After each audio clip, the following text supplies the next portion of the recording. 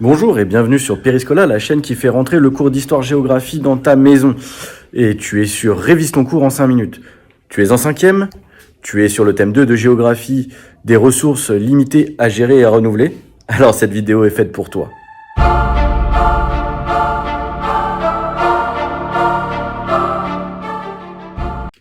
Dans le thème 1 de géographie, tu as vu que la population sur la planète augmentait. On est d'accord jusque-là? Donc, qui dit augmentation de la population, dit augmentation de la consommation des ressources, que ce soit les ressources énergétiques, les ressources en eau ou les ressources en alimentation. Commençons par l'énergie. L'énergie aujourd'hui, elle est essentielle dans le monde pour l'industrie, les transports, le chauffage ou l'éclairage. Comment tu ferais si tu pouvais pas recharger ton téléphone ou ta tablette? Tu vivrais plus.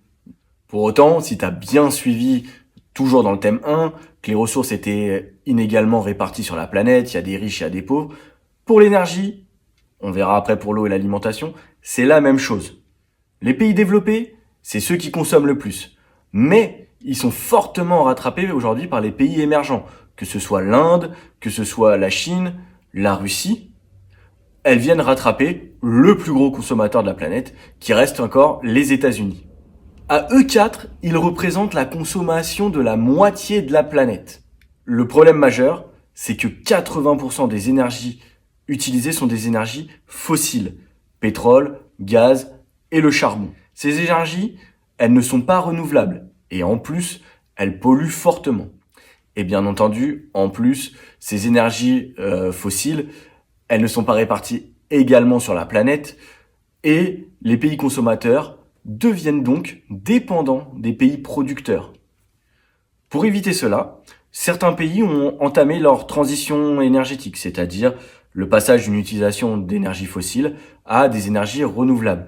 Qui dit énergie renouvelable dit énergie solaire, avec le soleil bien entendu, énergie éolienne, avec le vent, énergie hydraulique, donc l'eau. Malheureusement, ces solutions sont encore aujourd'hui trop peu utilisées, à peu près 20% de la consommation et production d'énergie dans le monde, et en plus, c'est encore très coûteux. En ce qui concerne l'eau, c'est à peu près la même idée. L'eau douce, elle est abondante sur la planète, mais inégalement répartie.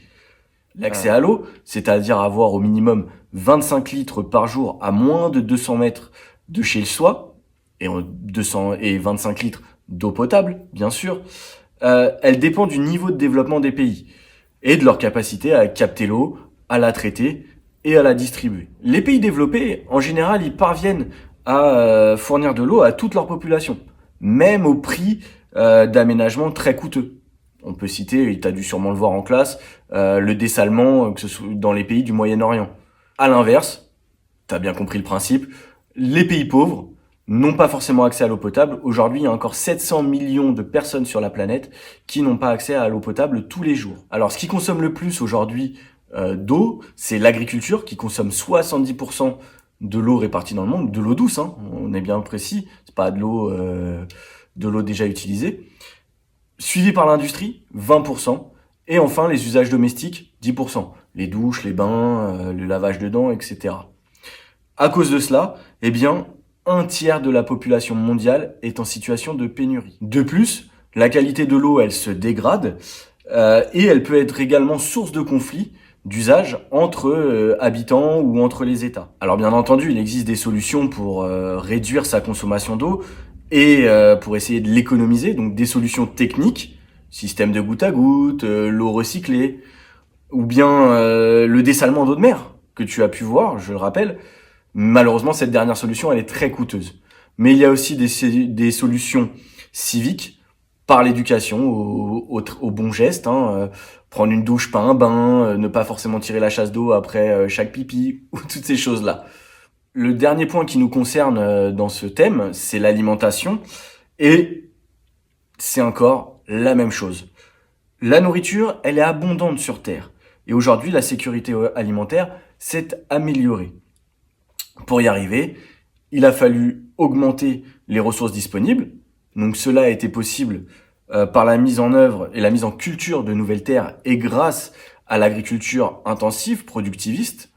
Malheureusement, il y a encore 800 millions de personnes sous-alimentées notamment en Asie et en Afrique subsaharienne, parce que bien l'agriculture vivrière ne parvient pas à nourrir les paysans les plus pauvres.